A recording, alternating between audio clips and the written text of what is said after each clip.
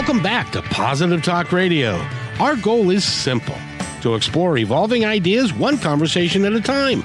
So come on over into our world. I know you'll like it, because on today's show, hey, we've got an author. We've got a gentleman that is, he's traveled the world. He's a very, very talented man. And we're going to be talking to him in just a minute. But before we do that, I have to talk to Eric again, because and talk about what we are doing now that we have. As I feel like Star Trek, we're going to where no man has ever gone before. Where are we going?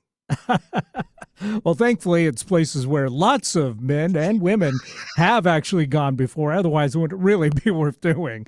But we're streaming the show live, video, and audio, of course, on KKNW's website, 1150kknw.com, but also now to KKNW's Facebook, KKNW's Twitter, and KKNW's YouTube, as well as Positive Talk Radio's Facebook and Positive Talk Radio's YouTube channel as well. So lots of ways that people can watch and listen to the show, which is fantastic because you've got great guests as always, including today's guest.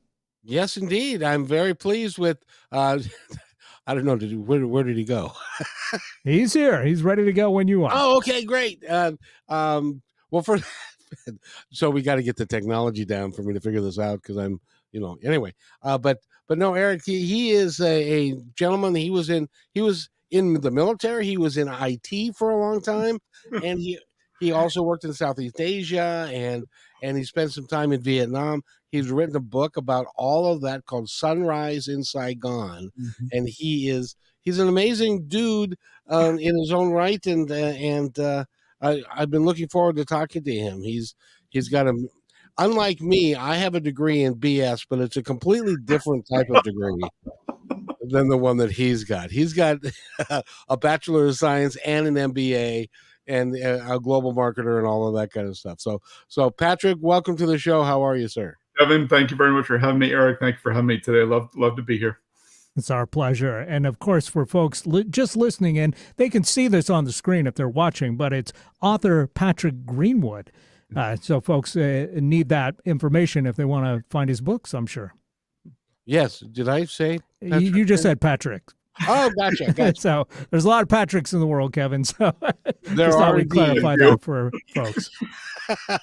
Yes, indeed. And if you also want to go to sunriseinsaigonnovel.net, that's his website, and you'll learn all about the book that he's written and the man himself.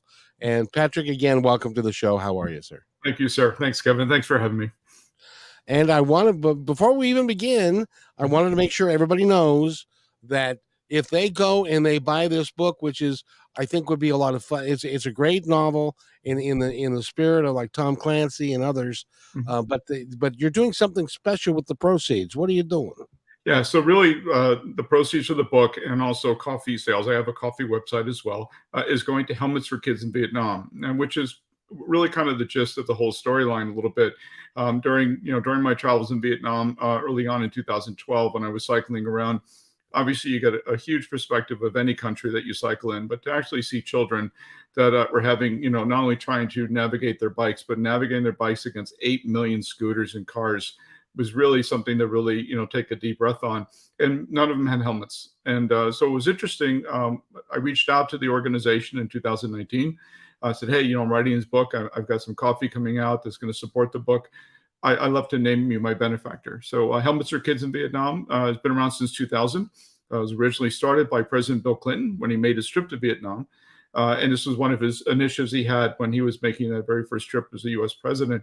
So it's been around almost 20 years. They've, I think, made almost 1 million helmets so far, and they've distributed them in Vietnam and Thailand and India as well. So it's a wonderful organization, and I'm very, very happy to be part of it. That is awesome. That is awesome. Now, I wanted to talk to you a little bit about Vietnam. Sure. Because I when I was 18, which was and graduated from high school, it was 1975, and that is also the year that we pulled out of Vietnam. And in the course of between 62, 63, and 75, that 56,000 Americans died, and well over, and I don't even know that they know the number, but it's well over 1 million Vietnamese died. 3 million actually. Oh, Yeah, and that would be well over. Yeah, I was I was really astounded when I learned that as well. And during my research, and when I made my first trip to Vietnam in 2012, it was really like when you meet a lot of the people and you talk to them. Many of them don't remember. The younger kids don't have no concept of the war. The older generation that are still around, they'll tell you, different numbers. But I think it almost was between your points, 62 to 75. I think it was close to 3 million people passed away.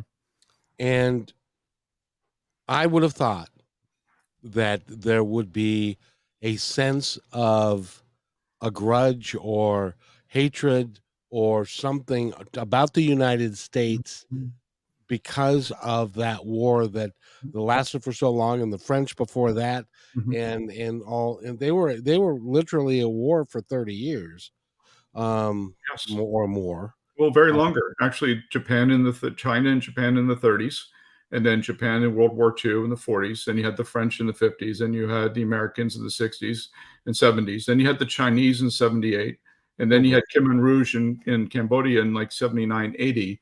So they really did not really attain a peaceful society until the late 1980s. So you think from the 1930s to 1980s, that was 50 plus years that the country was at war at some point. So I asked you the last time we talked when we were preparing for this, and I said, well, how badly do they hate us? Oh, that was the greatest surprise, was when I landed in 2012 and I was walking through the airport. I was thinking, not to get a warm welcome. It was quite the opposite. People wanted to take pictures of me. They were saying, "Hey, you need a ride to the Hilton or the Marriott," and everyone was so warm. Even the customs people were wonderful. And it really took me, as I was walking around the city and cycling and meeting people, they were open. They were like, "Hey, welcome." And there was a lot of reasons for that. And I was on a previous podcast, I think a month ago, with a podcaster like yourself in London, and she asked the exact same question. And I said, I think it's because they actually had closure. The war actually did bring unification of the country in 1975. And I think when you have a sense of closure to something, you have a place to move forward. And I think when you look at other conflicts like, Iraq and Afghanistan and some of the other ones that are happening today, because there's no sense of closure, there's no way to move forward. And I think that also led to why today there's such a great relationship between Vietnam and the United States, not only at a trade level, but there's so many people that have come here to work and to go to school that have turned around and gone back to Vietnam in order to support their families as well. But I do think because there was a closure on April 30th, 1975, that there was a way for a path forward as well. It's interesting because we're going to be interviewing one of the folks that are in your book group that and she came from Afghanistan, and her experience of that was way different than you can imagine, being a female in Afghanistan when the Russians were there, and then I think she was out before the Americans got there. But yeah, she was, and she was on to Canada by then. But yeah, she's a wonderful writer. She has a great book that she got a great journey from Afghanistan to Canada, and Parshu's an amazing writer as well. Yeah, so you are doing some really good work, and but you also were in engineering and in sales, and I'm looking at a picture of you with a bunch of. How tall are you? 6'1". You look like. Do you know who Andre the Giant is? Yes. 7'5", 7'3". Something like that. Yeah. You look like Andre the Giant compared to the people that you are in the picture with. Yes. No. I'm 6'1". That is just, they couldn't be none of them could have been more than 5'2", 5'3". No, they're very short. Very short people. Yeah, but there was a few tall people there in the north in Vietnam, but most of the people, you're right, were very short. Now, I was just thinking, if they're tall people in the north, could they have been, maybe had an American father kind of thing, and that kind of stuff. There is a lot of yes, and but the wonderful thing about that is at the end of the war, yes, there was a lot of disenchantment that went on. A lot of the people that were considered half breeds were alienated in society. Many of them were put in, obviously re-education camps among many people during the first 3-4 years. But what the country recognized, I think, in the early 2000s was what made Vietnam was that everybody came from a different background. Montagnards, people in the north, people in the highlands, people in the Mekong Delta regions. And I think as they started unifying their society, then more and more people that were born to American fathers or French fathers as well, and there was a lot of French mix as well, that they all just became immaculated into the society. And I think when I was touring, I could definitely spot a lot of people that were both types of historical backgrounds. And there was not the animosity, at least in public. There was a lot of that, people that you'd run into in a mall or shopping or even cycling. And it just seemed to be a much better environment for them than it was in the late 1970s. Well, it's interesting because you think that, see, we were never told. For those of you that are a little bit longer in the tooth and can remember being alive during the Vietnam War, we were never told some of the things that not only went on there, but that how the society actually worked, that there were multiple tribes and it was more of a tribal society than it was a North versus South thing. That was kind of a driven by outside forces rather than, and correct me if I'm wrong, but I think that's accurate, that it's more of it was at that time more of a tribal society. It was very much, because then you're absolutely correct, Kevin, because the country unified itself when the French invaded in the 50s. When the French attempted colonization to go after the rubber and go after the oil and go after some of the resources, the country unified, the North and the South. There was no North and South then. It was all one Vietnam against the French, and the French paid dearly for it. But when you started getting into ideology, you were absolutely correct. The influence of China and Russia wanting to spread political ideology did catch a tailwind. And that really is what drove the separation between the North and the South. Now, we obviously had a play in that as well. And I think between the larger countries, I think played a very negative influence on what eventually became North and South Vietnam. Yeah, because that was one of the things that they kept saying in that time, that was, we are defending capitalism against communism and the rise of communism, because we had just finished the Korean War. Well, we didn't finish. Remember? That's true. That's true. We did not finish. It was just a ceasefire. Someone threw up a red flare and said timeout. And problem is the timeouts lasted, 60 years now. And it goes back to that closure. Vietnam did finally get a closure in the conflict they had with us, and they got to move forward. But you bring up Korea. I've been to Korea many times for work in business, and you still see the DMZ is still there. It's still alive and well. You still have, rockets going this way, bullets going that way. And they're still saying they're not at war, but they really are more of a truce, and they can't move forward until they have some sense of closure as well. And that needs to happen. And, without getting too political here and stuff, because we could go down that rabbit hole a long way. But it's more important that the human condition, we need to understand there's very little difference between a North Korean and a South Korean, or even a Japanese and a Korean. We're all the same people. Yes. And we should all be kind to each other and reflect that. And that's why I love the work that you're doing, the book that you've written, and that you're shedding some light. Because I don't know about anybody in my audience, but I don't know a lot about what's happened in Vietnam since '75. I know the Khmer Rouge was there in Cambodia, and it was a horrific period of time that they went through. But the evolution of the society, I have no idea what that's like. What is that like today to go there? Well, incredible. So I've been, as you mentioned, I've been in IT, for almost 28 years. I've been in the cybersecurity field of most of that time. And to see companies like Google and Apple and Hewlett Packard and others build factories and build software development centers in Da Nang and Nha Trang and Ho Chi Minh City and Hanoi, it's like you're seeing that they're taking advantage of the education system that's very, very, very, very strong in Vietnam. They are incredibly strong math and very strong language skills. And now they're very much into software development and artificial intelligence. So to see companies like, FPT become a national or even an international networking and cybersecurity vendor is incredible to see that. So it's not just rice fields and and selling trinkets. It really is, the country is evolving. They're staying in the 21st century. They're making headways. I think Vietnam just shipped their very first EV cars to the United States very, very recently that was manufactured in Vietnam. So, they are definitely on the technology. They're in the education. And what's really interesting is they're now wanting more Vietnamese people that came to America to go to school to come home and say, hey, there is a job here. There is a future here to help build the country. No one ever thought that was even possible in 1975. No. Now, is the government still, quote unquote, a communistic government, or is it more? It is. So when I was there, and that's part of what I covered in the book about, the fictional part of the book where, Jack, the main character, had a relationship with Lenin. And obviously they were breaking a lot of laws by having a relationship like that. So there is still very much a lot of laws that deal with, you can't show so much skin. You can't do certain things on television. You can't publish certain books. There's still a lot of censorship at the communist level, but they very much have embraced capitalism in a positive way. They have a stock market, so they are very much doing trading.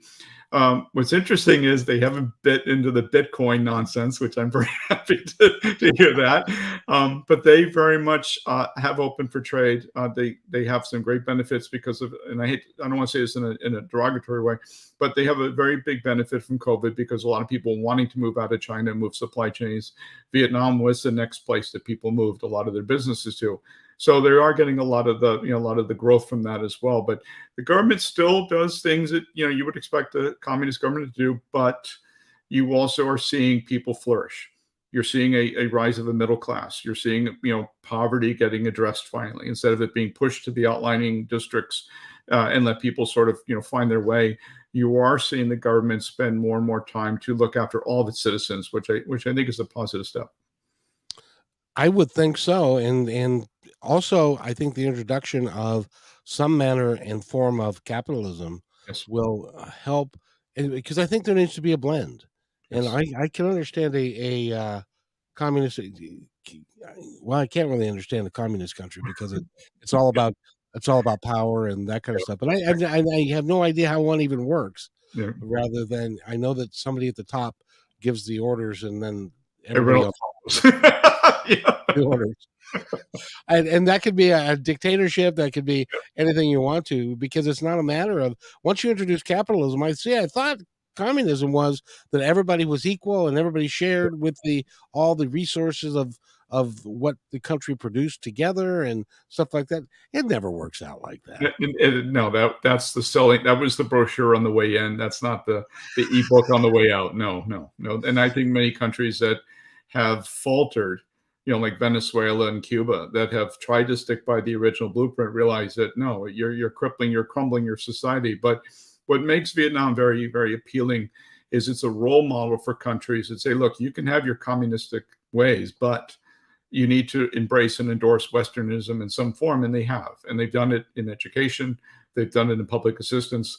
They obviously have done very well at adapting to tourism, and of course, manufacturing, and of course, now getting into the IT side of things in a very, very big way. I mean, when you have Microsoft and Google and Apple and Cisco showing up at the door saying, we want to have a presence here, it does speak volumes to how the government has done very well for itself.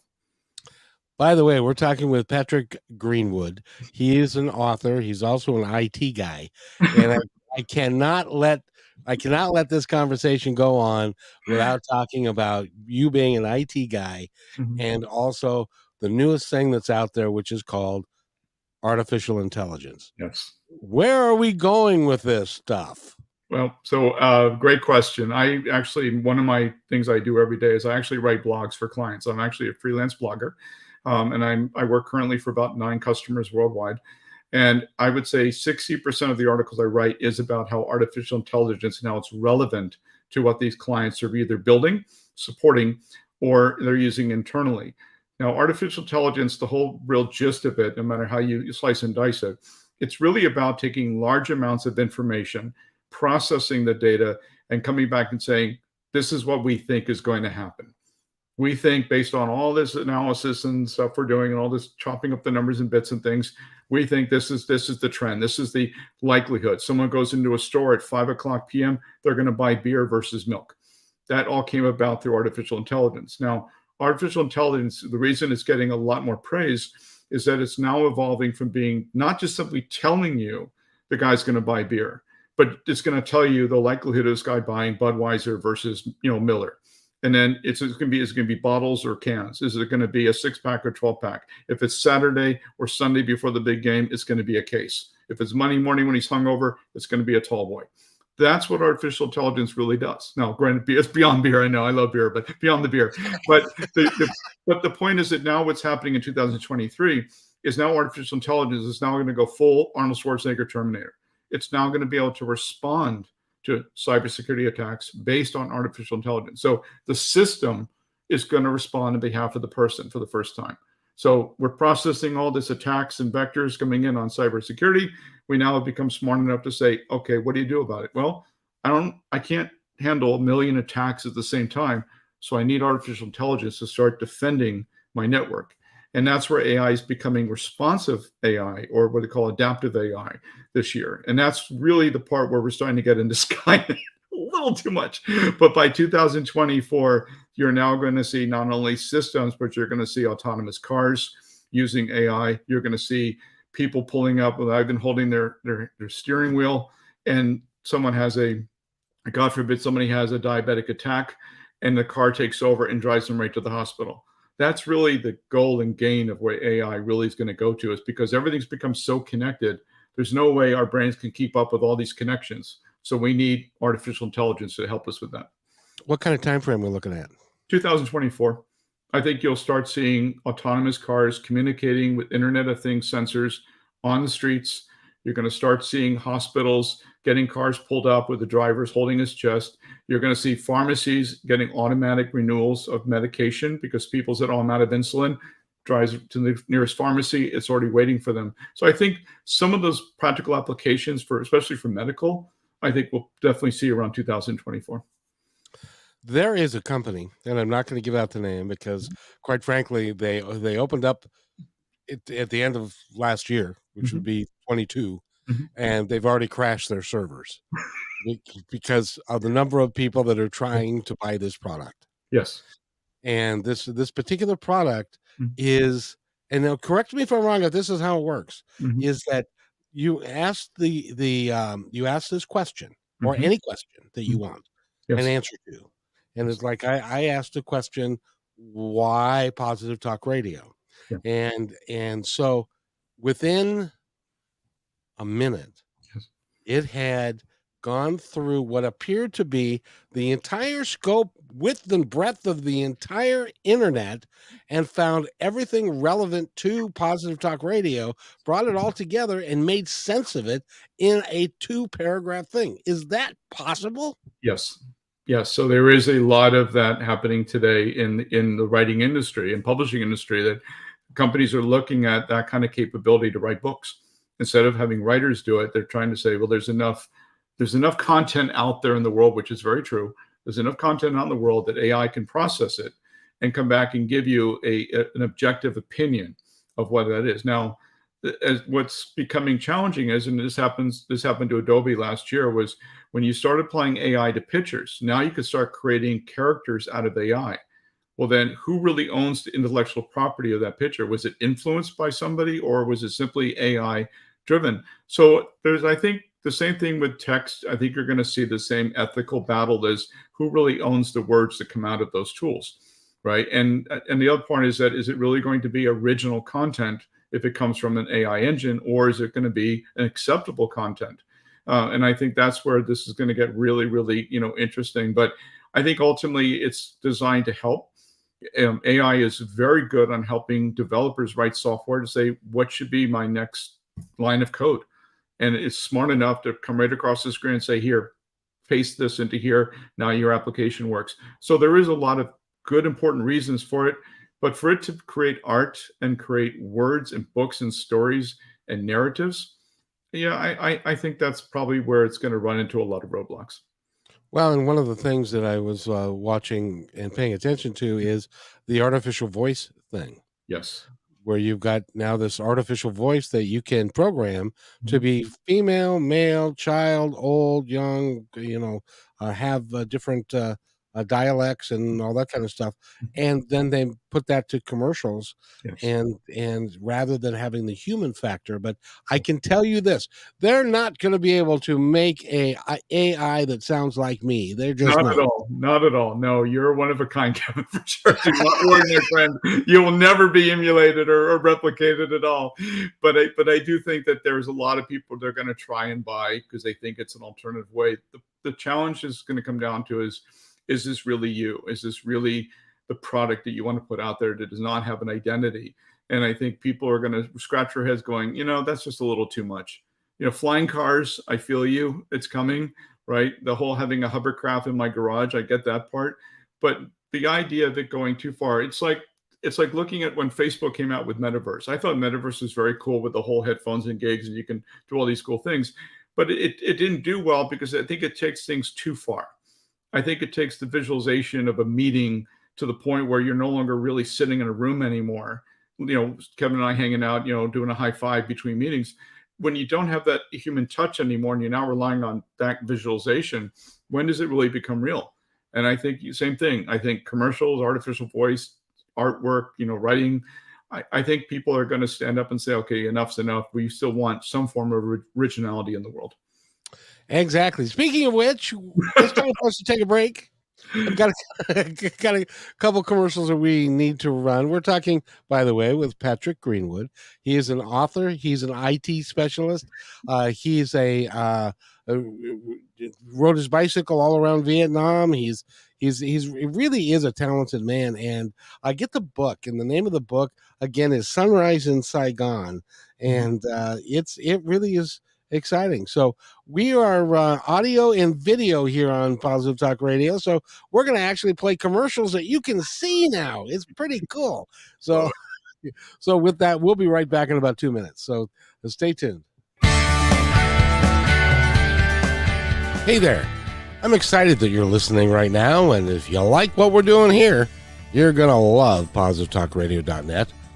On positivetalkradio.net, each show, which is recorded live, is packed with positive information, with real people discussing real issues and positive solutions that can work for everyone. I hope that you'll join us on positivetalkradio.net and listen to all 340 plus shows. I think it's worth your time. But then, that's just me. That's positivetalkradio.net, your home for great progressive positive podcasts.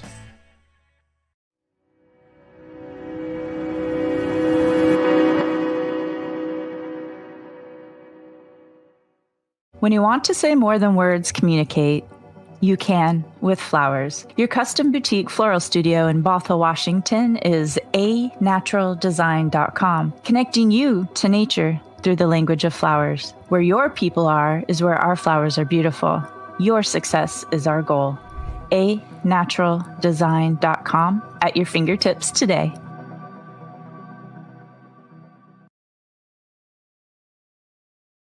Hey, my friend. I'd really like to thank you for listening to the show today. As you may know, I started Positive Talk Radio way back in 2003. We were one of the first shows on KKNW. For 11 months, I was fortunate to be part of many lives, making a positive difference with great interviews and discussions, creating new thoughts and ideas. Sadly, for financial reasons, I had to terminate the show. Well, it took 18 years, but we're back better than ever. And not only on KKNW Monday, Wednesdays, and Fridays, but also podcasting with several inspiring channels with the same driving passion as the original. Please visit kmmedia.pro for complete information about all of these shows. In addition, if you feel called to keep positive programming on the air, you can join us by sponsoring the show and aligning yourself with our mission, which is nothing short of saving the planet and each other. Again, that's kmmedia.pro. I'll see you there. And welcome back to Positive Talk Radio. My name is Kevin McDonald and Peter Greenwood. What do you think, Peter? Were those okay? Patrick. Patrick. What did I call you? Peter. How the hell did I end up with Peter? Patrick. Peter works too, but Patrick's great. Thanks. No, Patrick is much better. I like, because you've got a bit of an Irish tint to that, doesn't it? Yeah, both sides of my family are from Ireland. Yes. Oh, very good. How'd you end up in Southeast Asia? Well, I was born in New Jersey. I know you've heard that before.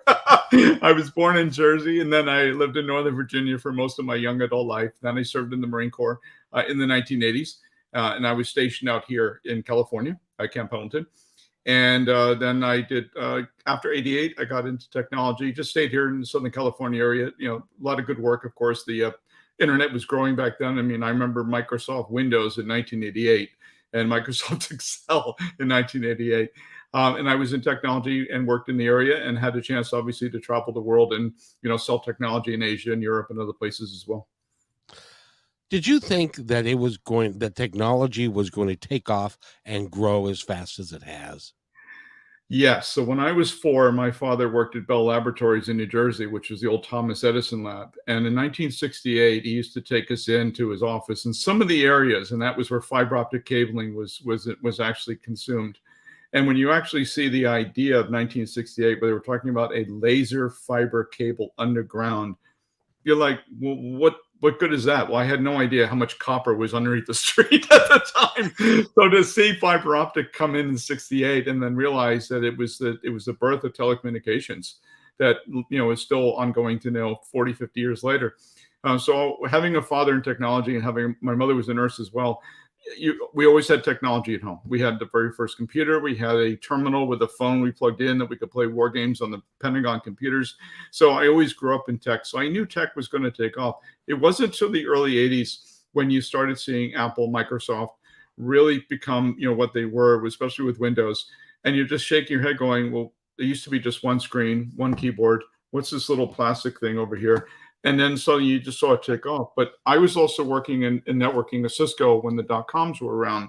So I saw hundreds of companies getting started on the internet, selling everything from a shoehorn to, you know, a beer opener.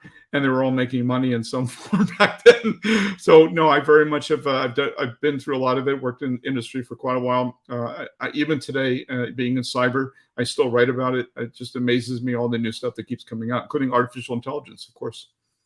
So I just want to you pass over this really quickly, and if you want to not say anything more about it, feel free. But you played war games on the Pentagon's computers. Football. There was actually a football. It printed out. There was no displays back then. It literally was paper. But you could type in football and you could play the Redskins versus the Giants, and you could pick a play, like hit number 2 on the keyboard. That would be a running play, and the computer would pick number 7, which was defense, and they would print out the outcome. Like John Riggin ran for 46 yards, and that was it was fascinating. But this was all done over taking the handset or the phone from the wall that my dad had, plugged right into the back of the terminal, and he punched in a bunch of numbers, and suddenly we're connected to the Pentagon to play games. Now he obviously had other stuff he was doing, which I didn't know, but the idea was he had because it was my brothers and I, and we're sitting there playing on this terminal, and we ran out of paper because we were playing so much football in it. But yeah, no, that really was something. So when I grew up and had exposure to technology early on, it definitely influenced me, particularly in the military, to really stay close to technology. So I got to ask this part because somebody is in the audience is asking, okay, so if we have AI by 2024, so where is this technology thing going? And are we going to be, you know, one of my heroes is Gene Roddenberry. Yes. And he believed that by the 23rd century that AI would be taking care of all of our basic needs, so no one would have to actually have a job anymore. So you could relax and you could pursue what your passion was, and your needs would be taken care of, and the planet would be taken care of, and it would be. Do you see? Is that too far out there? But I want to remind people that the flip phone was on Star Trek in 1967. It was the communicator. Yeah, and then on your watch, where you can do this on your watch. It's like, whoa, wait a minute, that's, you know, Captain Kirk. Crazy. Right, exactly. So I think that AI is going to be a necessity, and machine learning is a necessity. And I think as you're going to see more and more come out next year and the year after and the year after that, what drove all of this is the amount of data we generate. Every single device generates data. The phones, the Wi-Fi in my house, the speakers, the way we're streaming and we're recording this podcast today it stores data. It has to be stored somewhere in the cloud, right? Now, how it processes the data it needs artificial intelligence to be able to do that, especially if you're talking about 300 podcasts, Kevin, that you've been involved in. How are we going to sort through 300 podcasts that are an hour long and do so manually? It's impossible. You have to have some tools to do that. So like everything else, our society evolves. We're going to be now having medical records available globally because of blockchain, but having the ability to log into blockchain is going to require some form of artificial intelligence. So it's there, it's coming, it's going to affect everything we do. But the good thing is that there are some positive reasons for it. There's a very positive way of saying, I need to know quickly how I'm going to get, diagnosed. I need to know quickly what is the right medication I need to be taking. Instead of it taking weeks, it's now minutes. That information can come available. So the positive side, I think, of where AI is going to go very well. Now, on the side I write on is the cybersecurity side. How easy is it for hackers to hack into AI? It's very easy for them to do that. It's very easy for them to manipulate the data going into AI. So there's a lot of companies today that are investing in protecting data going into AI, which is wonderful. And there's a lot of companies investing a huge amount of money to protect the cloud. So I think the good thing is, yes, we see the value of AI, but at the same time, we're also doing the right things to help protect it as well. I'm glad you said all that. I'm talking with you was like talking with my nephew. It's kind of like I was talking to him one day, and I said, "So, what is it exactly that you do?" And that was the last sentence that I figured out what he was talking about for the next 5 minutes. Yes. And then he was done. He said, "Does that make sense?" I said, "I have no idea what you just said." Yes. Because you have to be of a certain mindset and that kind of stuff. But so will there be a time when we're not going to have to worry about getting hacked and that AI is going to protect us in that way? Or are the bad guys always going to be out there? Always going to be out there. And one thing about hacking is that they always evolve. They evolve their strategies. They change their attack vectors constantly. If one hack doesn't work, they try a new way. A good example is how often you get an email telling you just won $1 million and from some lottery in Nigeria, and you realize that half the words in the email are misspelled, right? The reason that email still comes to you every day is because it works. There is a percentage of people that are going to read that email going, $1 million, and I got to fly to Nigeria. Oh, they need my bank account, and they give up their bank account information. That still happens today. That phishing stuff still happens. People guessing your password, people impersonating you for 10 minutes before they apply for a credit card still exists. As long as people still fall for cyber attacks and hacking, we're always going to have bad guys. And the more that we become dependent on cryptocurrency, Bitcoin, artificial intelligence, things that we need every day to live our lives, there's always going to be a hacker out there saying, boy, if I could hack into that person for just 10 seconds and put, a little transaction on his bank and sift out, $1 million in the next 2 years out of his bank account, they're going to be all over it. So no, cyber attacks will never go away. I interviewed a gal that had lost $1.2 million to a gentleman who was in Africa somewhere. Mm-hmm. He said he was a doctor from England, but the guy came clean after a period of time. Mm-hmm. And even social media, I had someone messaged me at 2:00 in the morning and Mm-hmm. said, "I'm in Uganda and we have a school here and we don't have any money and we don't have any food for the kids. Right. And can you send me money and send me food?" And so I looked a little bit further into it, and Mm-hmm. it was a pure scam. And Yeah. so you have to take the attitude that everybody's out to get your money and that you have to verify. What did Ronald Reagan say? Trust but verify.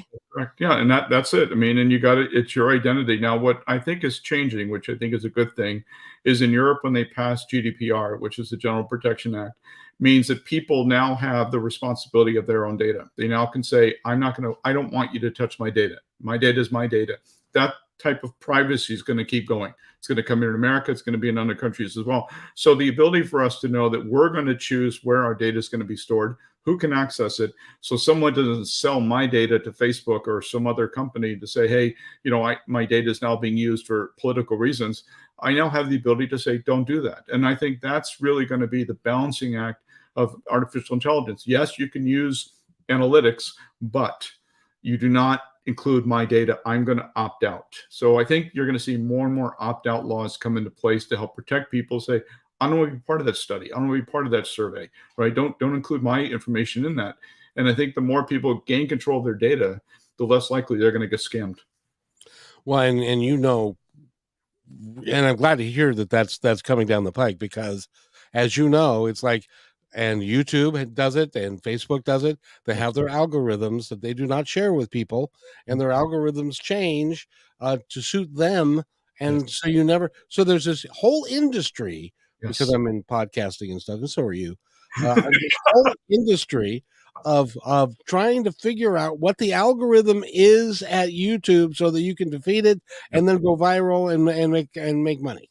Absolutely. But that's a good side to it, because you promote a beautiful show with your positive, broadcast that you do, and how many positive messages you're sending out to affect the world in a very good way.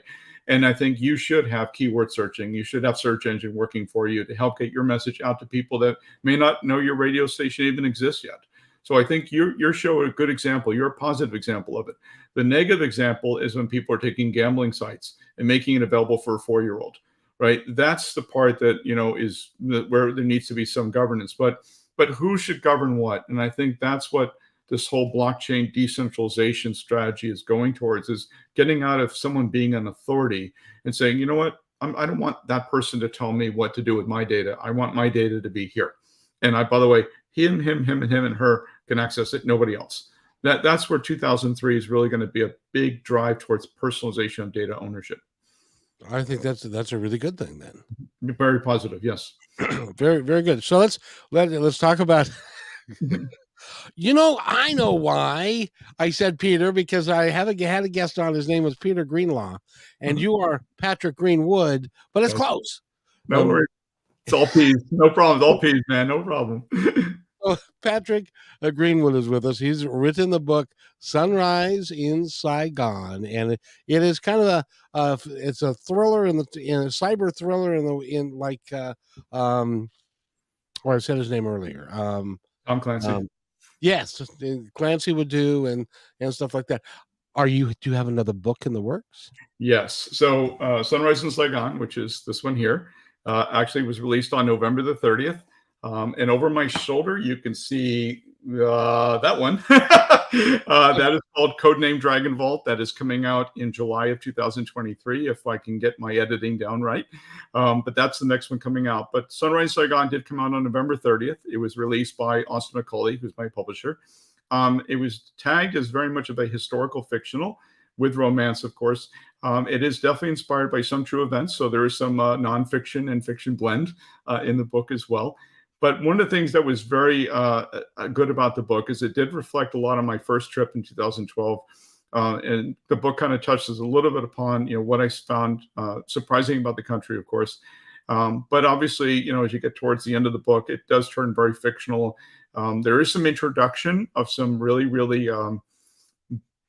less than stellar people at the end of the book. That's kind of the hook into the next one as well. So it is definitely going to be a series. There's a total of 6 books in the Jack Kendall series, and Codename Dragon Vault is the second one, obviously, in succession.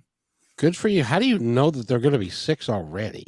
I wrote them. So you're looking behind me on the wall is actually the covers of the book. So I've actually written 5 of the 7 already. I'm starting to put together a piece of book 5 at the end and starting to hook it into 6. And everyone always asks the question, as people read the book, they always ask the question, okay, does Lynn make an appearance? And Lynn's obviously the female character.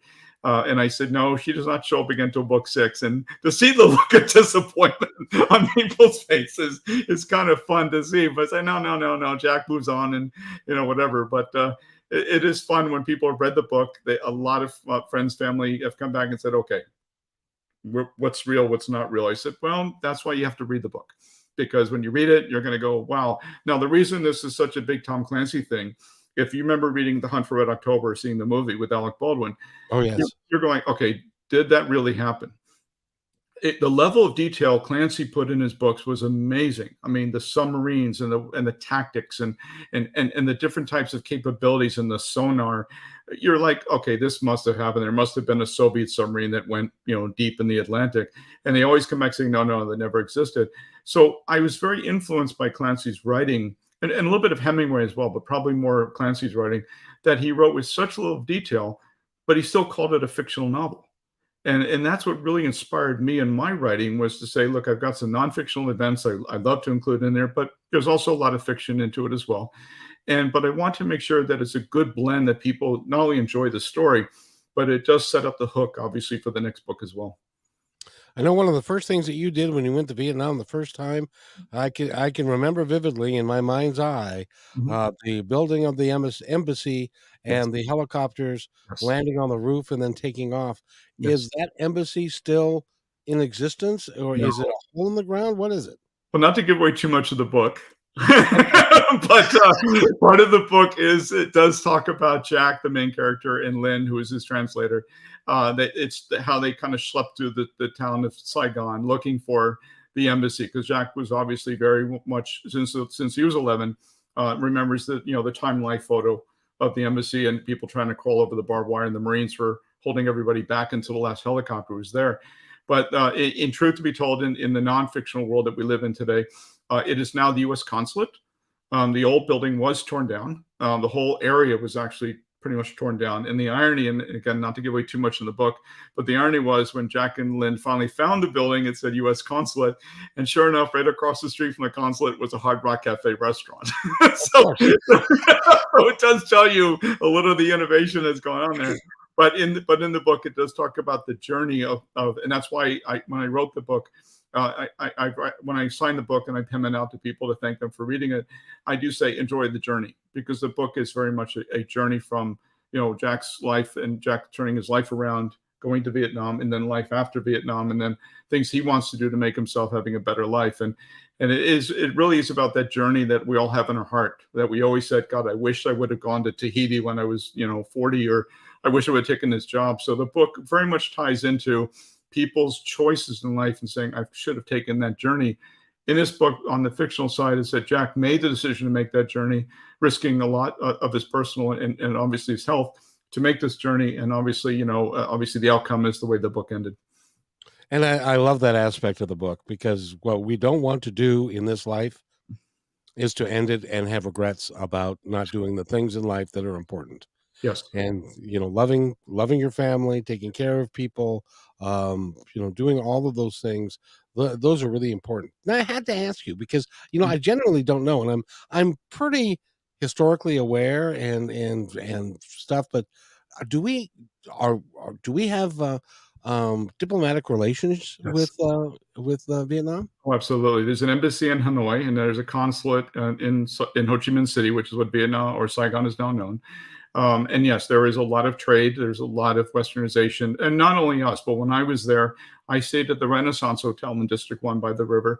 Very beautiful hotels. It looks like the marquee in New York Times Square. It's designed exactly the same way. It has the atrium and everything. It's an amazing hotel.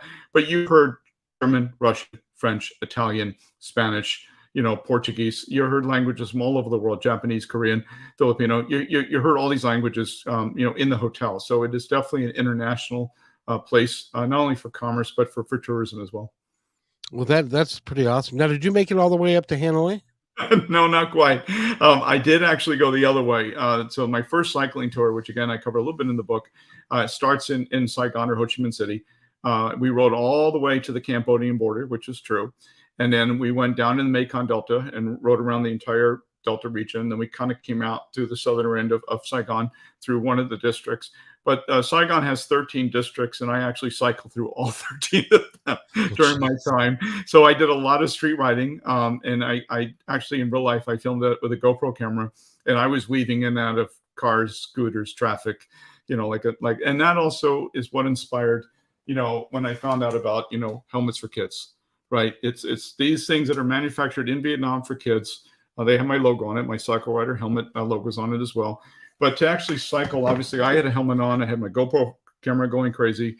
But to look around to see children that were just like braving themselves, dodging cars and dealing with all the 8 million scooters, really inspired me. So not only did I enjoy cycling in Saigon, but it was absolutely an eye-waking experience as well.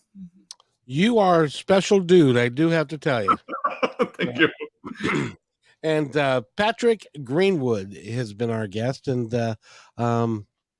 he's an awesome guy, and I want to thank you for shedding some light on what's the coming as far as AI goes, and that's artificial intelligence for Artificial intelligence, it's up you there. know, and stuff, because it's when you think about it, and I was born in 57, Mhm. and the things that have happened in my lifetime in this world are amazing, and now we're going to go to the next level. I got to ask you, do you think that we will ever have a food replicator like they do in Star Trek? No. Oh, No, I don't think so. I think humanity wins. It wins at the end of the day. But no, I don't think so. At least I hope not. No, but I don't think so. okay. Well, that's it. How about transporters? Will we be able to send our molecules all over the galaxy?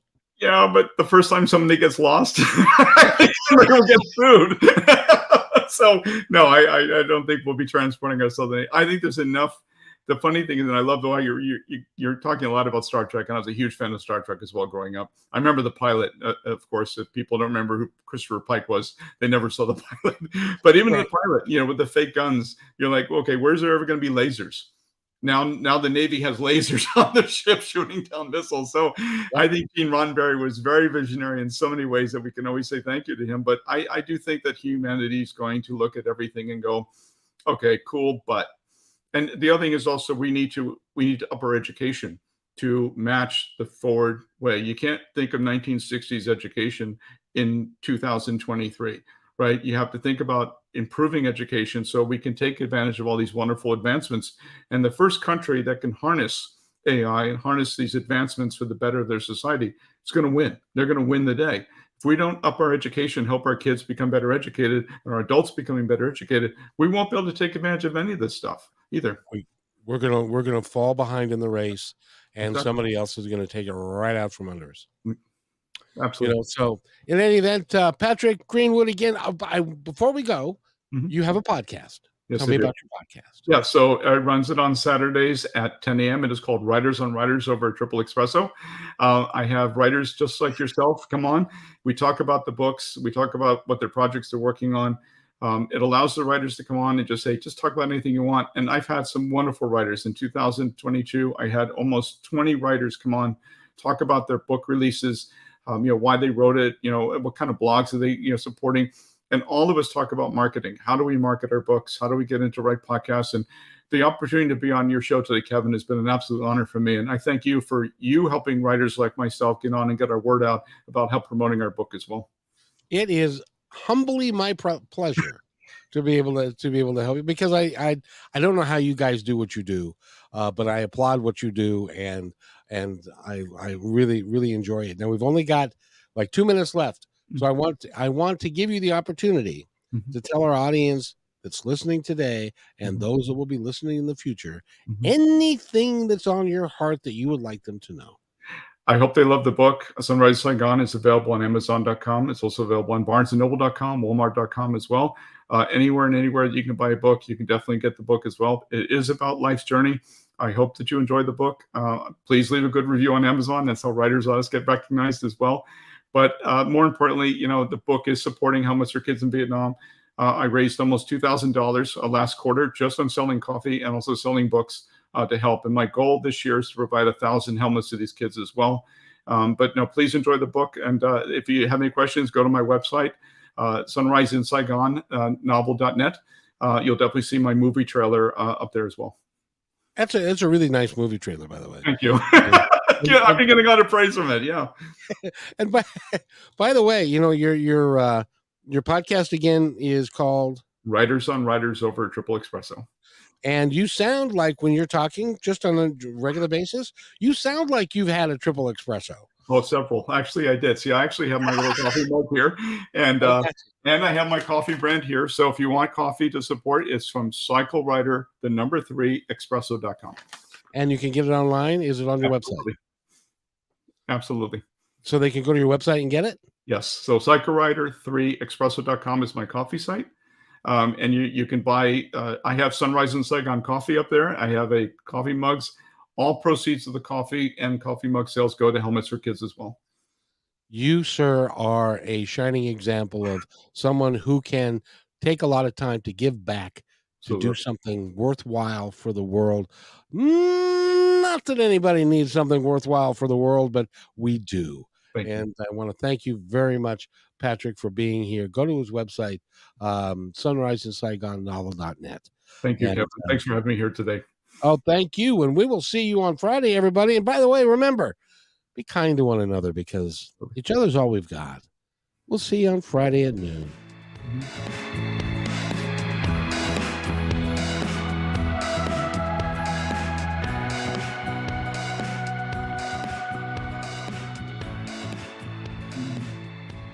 And Patrick, thank you. Thank you, Kevin.